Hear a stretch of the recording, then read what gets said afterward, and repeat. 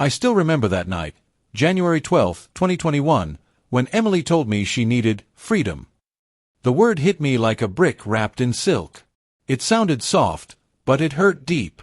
We were sitting on the worn-out gray couch in our apartment in Portland, Oregon, the same couch we bought together 5 years earlier after spending nearly an hour arguing in IKEA about whether gray or beige went better with the walls.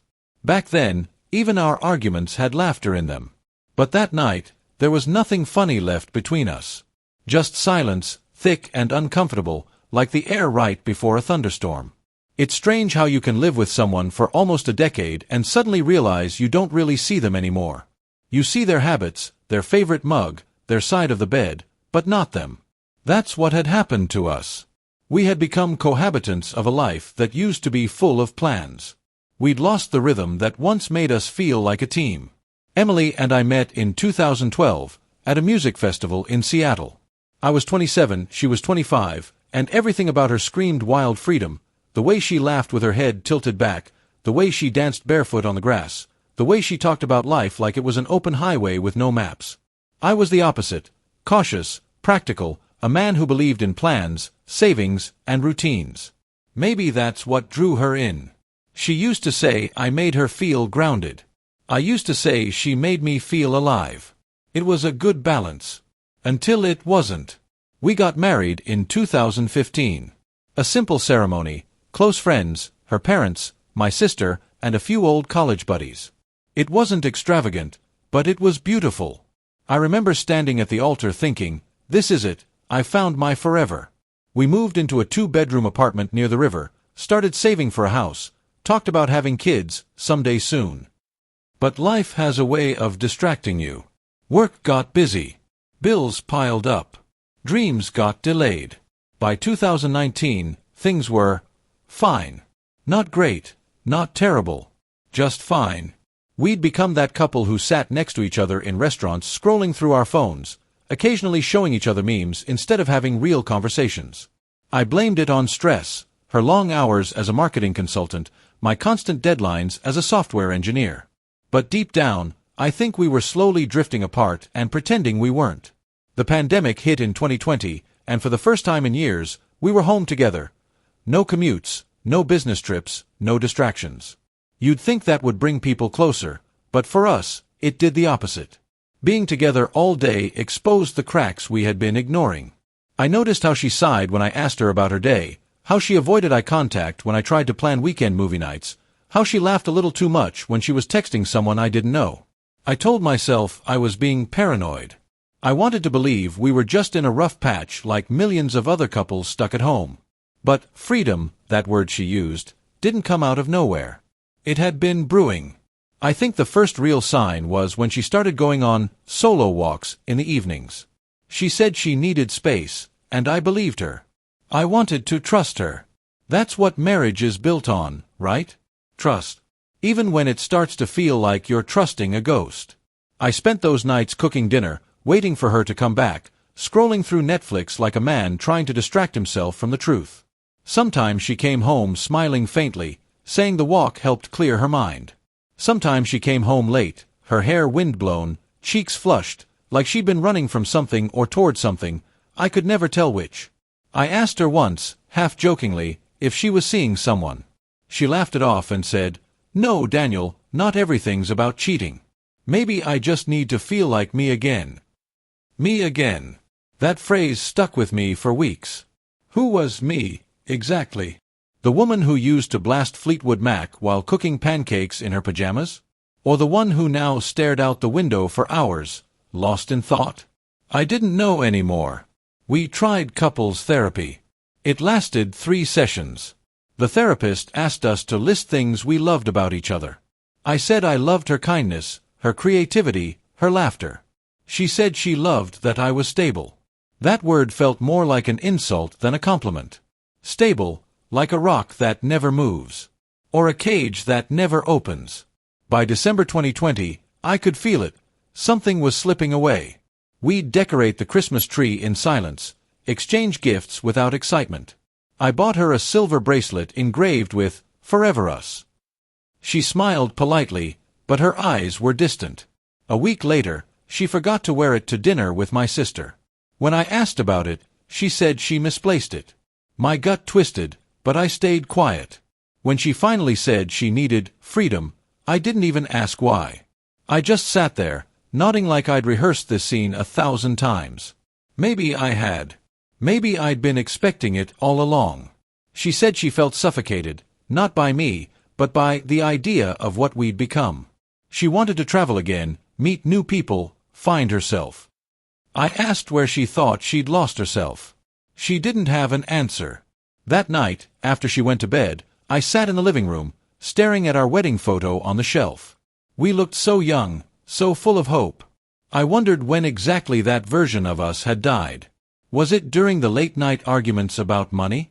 The cancelled vacations? The miscarried pregnancy we never talked about again? Maybe all of it. For weeks, I tried to fix things. I cooked her favorite meals.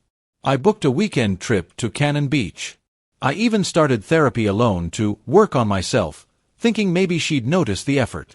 But her eyes were already elsewhere. When she looked at me, it wasn't with love or even anger, it was pity. And pity is a knife that cuts slower but deeper. By January 2021, she started sleeping in the guest room for space. We'd pass each other in the hallway like strangers, exchanging polite nods and meaningless small talk. Did you pay the rent? Yeah. There's milk in the fridge. Okay. I could feel the end creeping closer, but I didn't know how to stop it. And then, one morning, I woke up to find her gone.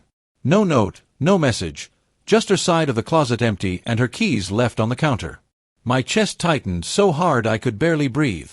I checked her phone location. Disabled. I called her mom. No answer. For a brief moment, I thought something terrible had happened. But later that afternoon, she texted me, "I'm safe.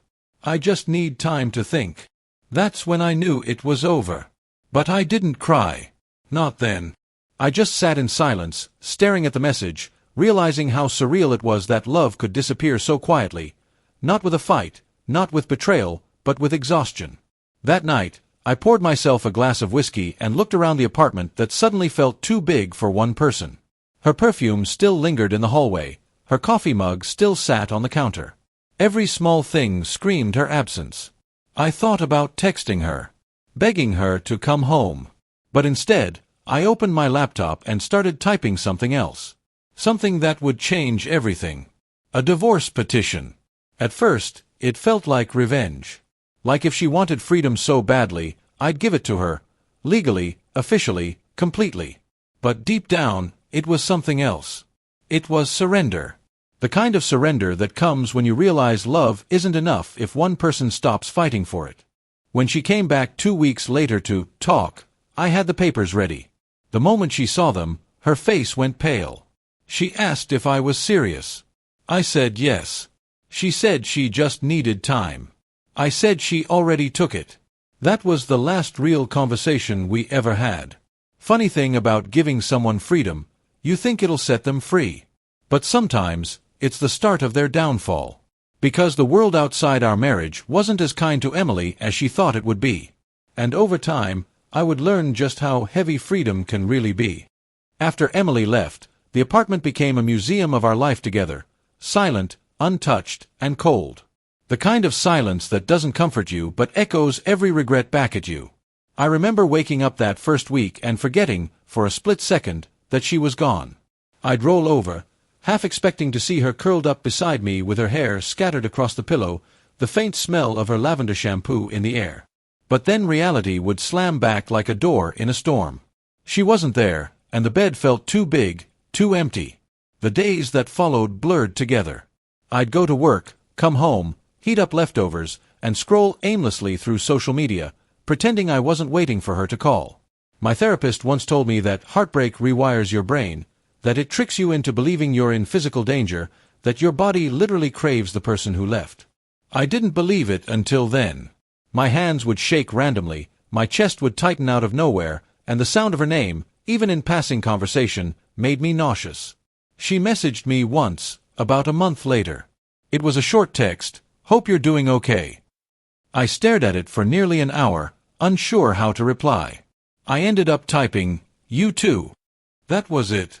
Two people who once shared everything reduced to 2 words of politeness. By March 2021, the divorce papers were filed. The process was quick because we didn't own property together. Just a lease, a car, and a joint bank account that I'd already emptied half of to avoid more awkward discussions.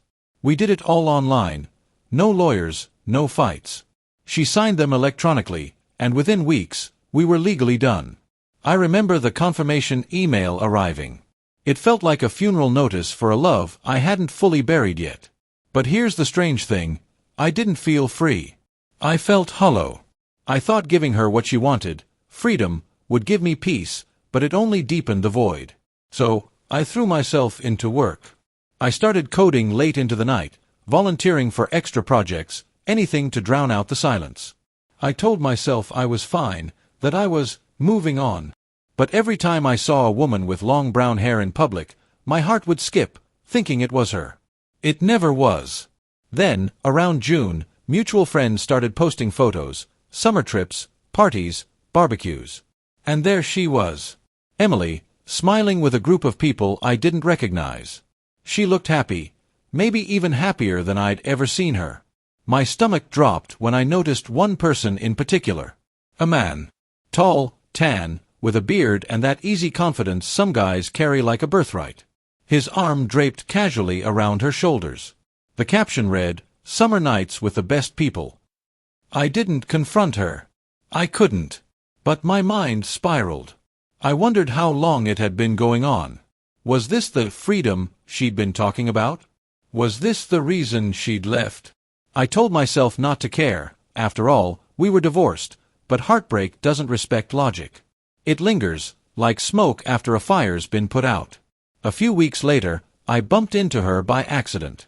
It was a Saturday morning at Powell's Books downtown. She was in the travel section, of course, her favorite aisle.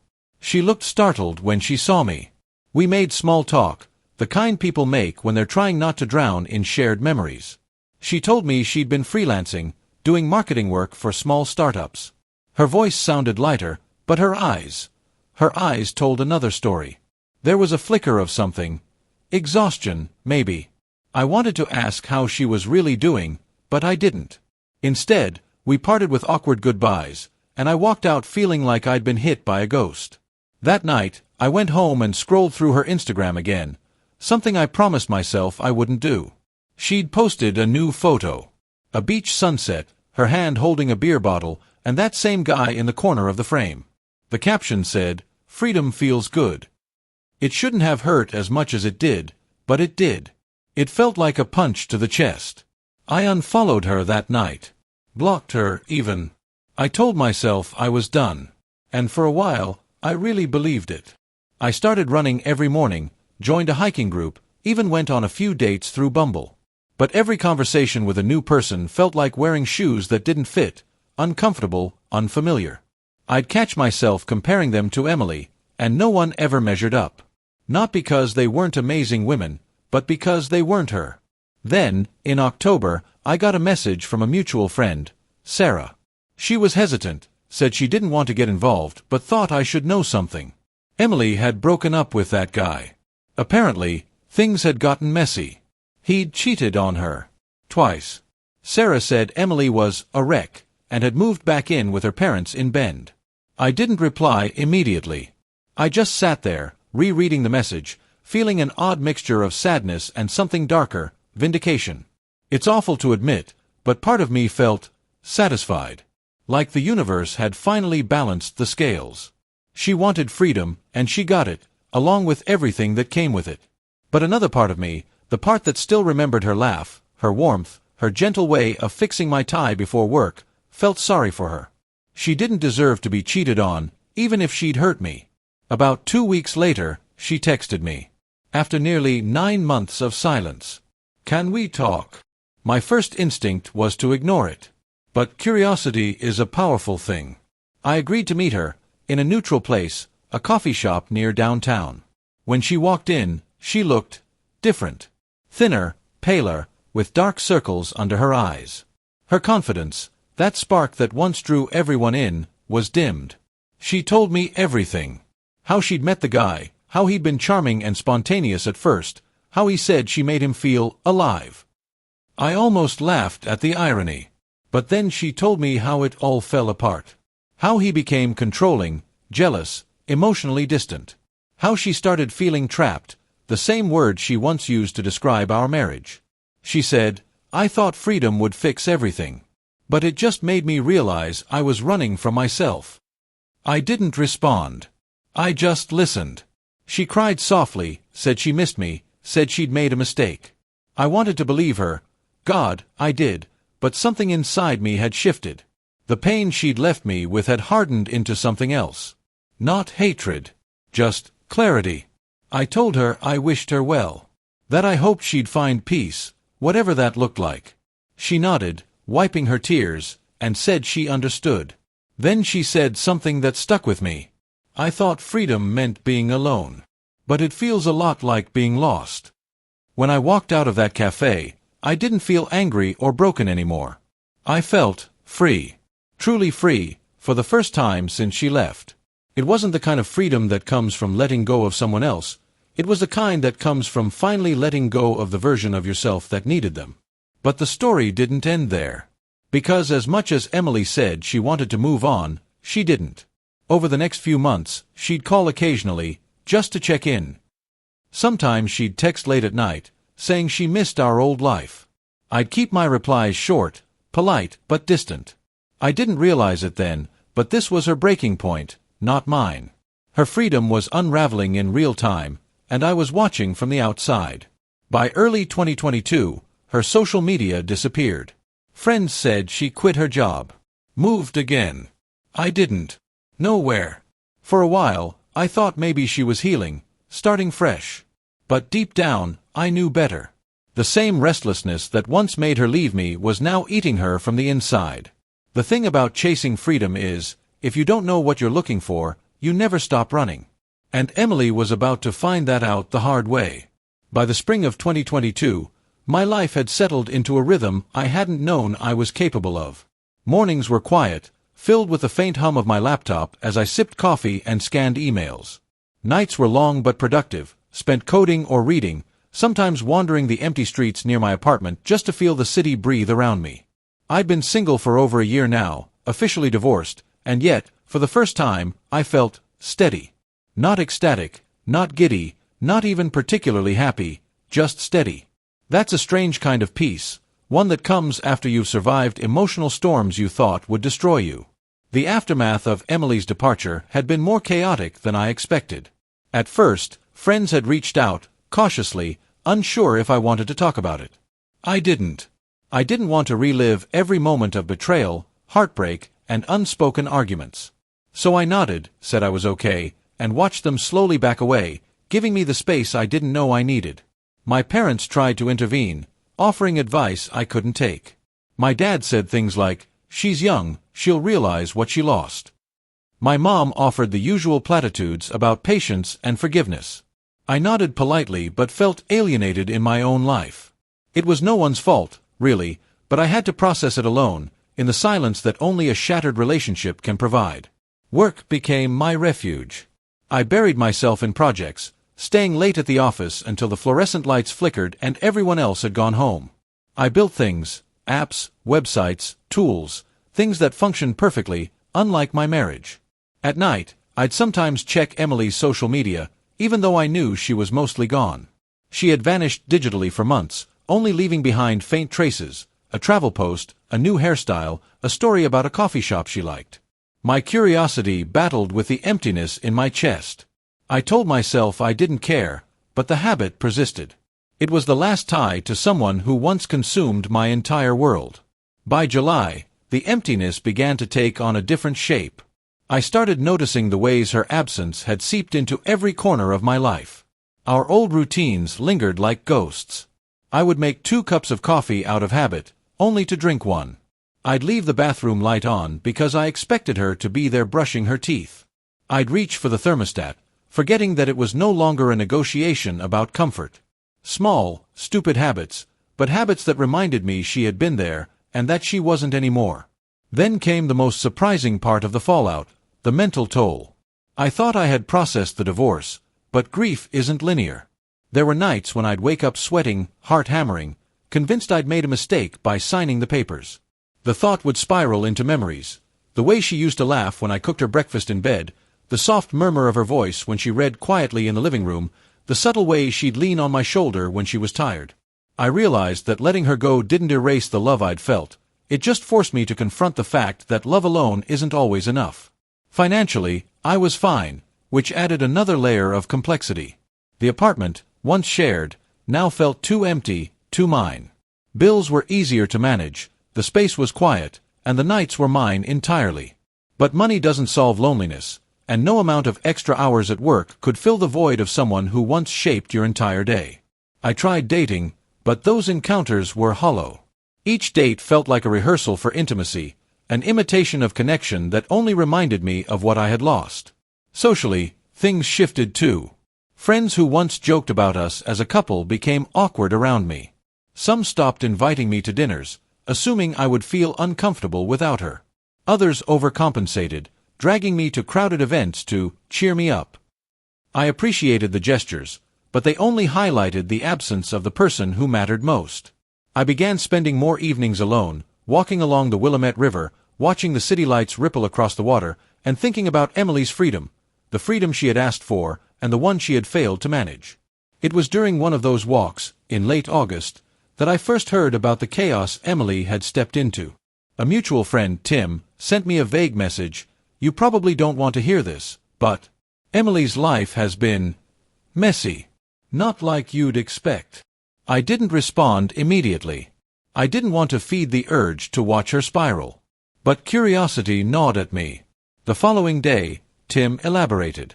Her new relationship, the one she had been excited about after our divorce, had collapsed spectacularly. Cheating, arguments, financial disputes. She had moved back in with her parents temporarily, her career in disarray. It was like watching a storm from a distance, destructive, relentless, and entirely preventable if she had only taken the time to reflect instead of running. Hearing about her troubles stirred something complex in me. Part of me felt vindicated, almost a cruel sense of satisfaction that the freedom she demanded had not led to bliss, but to chaos. Yet another part, the part that remembered the nights she stayed up helping me with presentations or the times she made me laugh until my stomach hurt, felt sorrow. It wasn't hatred. It wasn't revenge yet. It was recognition. She was human, flawed, and her freedom, unchecked, had consequences. This knowledge, however, came with its own danger. I realized that while she was floundering, I was being shaped by my own response. I was learning resilience, independence, the ability to be alone without being lonely. And yet, there was a lingering tension, a sense that if I didn't act carefully, I might slip into bitterness, a trap that would make me as hollow as I had felt in the months immediately after the divorce. Emotionally, I began to oscillate between two extremes. There were days when I would feel liberated, a sense of calm I hadn't experienced in years. I would take long hikes in Forest Park, feel the wind on my face, and think, I survived this, I can survive anything. Other days, I would sink into despair, haunted by memories of Emily, wondering if I had given up too soon, whether a conversation, a compromise, or even an apology could have saved us. Family dynamics were another unexpected dimension. My parents had initially been supportive, but as months passed, they began hinting at concern, subtle reminders that I should move on and find someone new. My sister, who had always been blunt, told me once during a dinner at our parents' house, "Dan, you can't keep living like this. It's been over a year. Don't waste your life waiting for someone who isn't coming back." Her words stung, but they also grounded me. I realized that while Emily's actions had set off the chain of events, my own response, my tendency to dwell on what was lost, could either trap me in pain or propel me forward. The pivotal moment came in December 2022. I was walking home from work, the streets glistening with winter rain, when I passed a small coffee shop that Emily and I had once frequented. The scent of roasted beans hit me like a punch. I froze. Memories rushed in, our laughter, our casual debates about which coffee roast was superior, the way she used to tap her fingers impatiently when she wanted my attention. And then, almost instinctively, I pulled out my phone. I could have called her. I could have texted. But instead, I stared at her reflection in the shop window, and for the first time, I didn't feel the need to reach out. I realized then that I had begun the slow, painful process of reclaiming my life. I wasn't healed completely. The scars of betrayal, abandonment, and heartbreak were still there, but I was learning to carry them without letting them dictate my every thought. I was beginning to see that life doesn't always end where you expect it to, and sometimes, the person who leaves you in pieces is the catalyst for your own transformation. By early 2023, the fallout had transformed into something else entirely. Emily's name appeared less and less in my thoughts, replaced by projects, friendships, and the tentative beginnings of new experiences. I didn't need her freedom to define me anymore. I had my own. And in that freedom, I was slowly, steadily learning to live, not just survive. Yet even as I moved forward, the memory of her collapse, the consequence of her unrestrained choices, lingered in the back of my mind. There was a lesson in it, one I carried quietly. Freedom without responsibility, without self-awareness, can be more dangerous than any cage. And sometimes, the very act of letting go, granting someone what they think they want most, becomes the turning point in both your lives, even if they can't see it yet. I didn't know what the future held for her. I didn't want to. All I knew was that my life, fragile and broken at first, was slowly finding its center again. The chaos, the heartbreak, the sleepless nights, they had passed, leaving behind something I hadn't expected, clarity. And that clarity, more than revenge or reconciliation, became my anchor. By mid-2023, I had begun to understand the subtle power that comes from detachment. The months of heartbreak, of watching someone you once trusted unravel in ways you never imagined, had hardened me, not into bitterness, but into awareness. I realized something critical. I could not control Emily's choices, her mistakes, or her heartbreak, but I could control how I responded. That knowledge became a quiet, powerful engine driving me forward. I started taking risks I'd never taken before. Things I had put off while tied to a life that demanded compromise and constant negotiation. I traveled alone for the first time since our divorce, visiting the Scottish Highlands in July. Standing on the edge of a cliff overlooking the endless expanse of lochs and heather, I felt something shift inside me. The sense of limitation I'd carried for years, the guilt, the longing, the hesitation, started to dissolve. I realized that freedom isn't just a word for someone else. It's something you claim for yourself, whether others approve or not. Around that same time, I noticed that Emily was struggling more publicly. I didn't seek it out, but sometimes, life has a way of showing the dominoes falling in the right sequence. A mutual friend mentioned she had been let go from her freelancing position, that the new relationship she thought would complete her had ended badly, and she was living back with her parents while trying to piece together her life. I didn't feel joy in her suffering. It wasn't about revenge, but a quiet, almost detached acknowledgement that she had miscalculated her own abilities to manage the freedom she demanded. That's when the idea came to me. Not an idea of vengeance or cruelty, but of agency. For years, I had been reactive, to her moods, to her demands, to the absence she left behind. Now, I could act proactively. I started quietly reclaiming what had been lost during the marriage. Not just material things like old projects I had shelved or plans I had postponed, but the subtle, internal pieces of myself that had been neglected.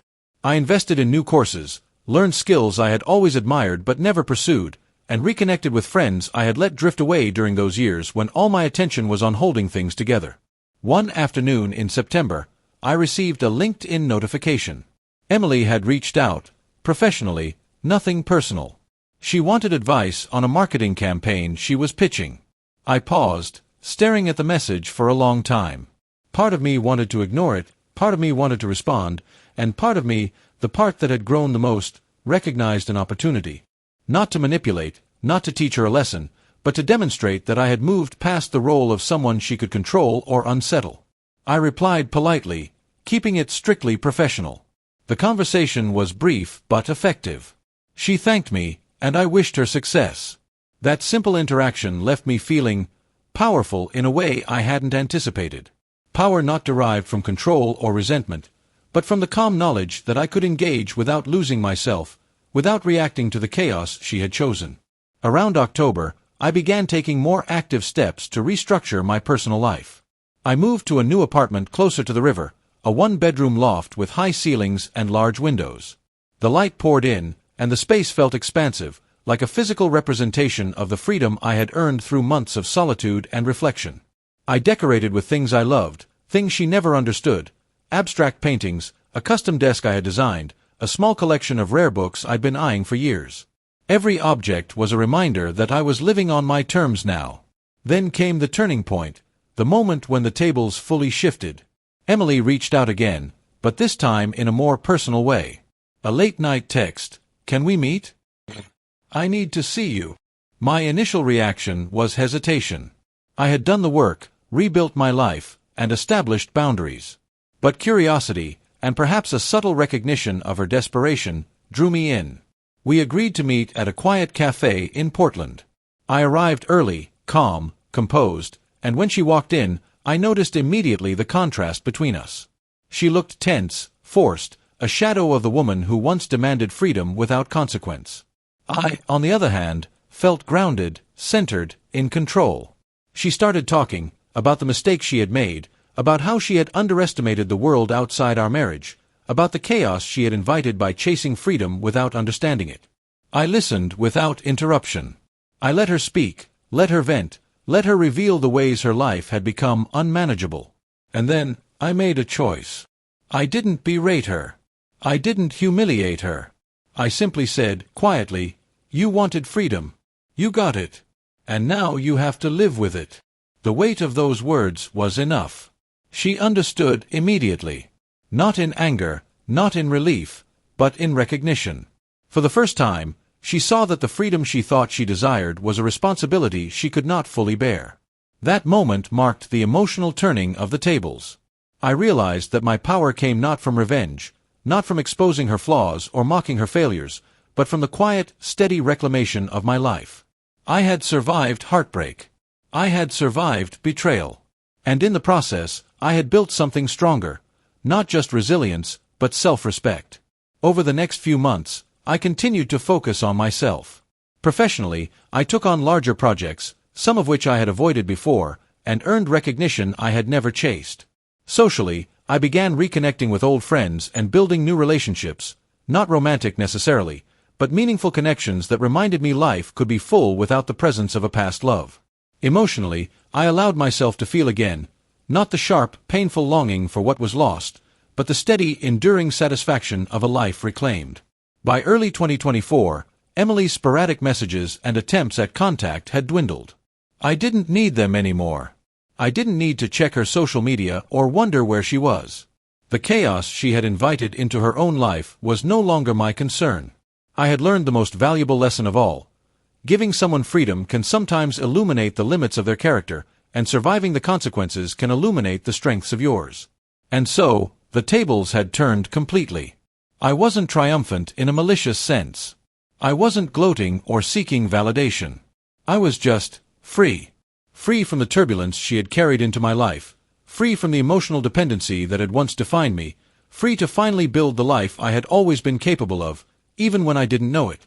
The freedom I had given her, the freedom she couldn't handle, became the instrument of my own transformation. In the quiet aftermath, I realized something profound. Sometimes, the most powerful revenge is simply to live well, with dignity, with clarity, and with the unwavering knowledge that your life continues, thriving, while those who underestimated it stumble along the way. The breaking point, the chaos, the heartbreak, the months of emptiness, had all led to this. A life rebuilt, stronger, calmer, and richer than I could have imagined. And I knew that when I looked back, I would see that everything Emily thought she was gaining with freedom, I had gained through patience, resilience, and the quiet reclaiming of myself. By mid-2024, my life had settled into a rhythm that felt almost luxurious after the years of emotional turbulence. I woke up each morning in my new loft overlooking the Willamette River, sunlight pouring through the tall windows, the city alive below me.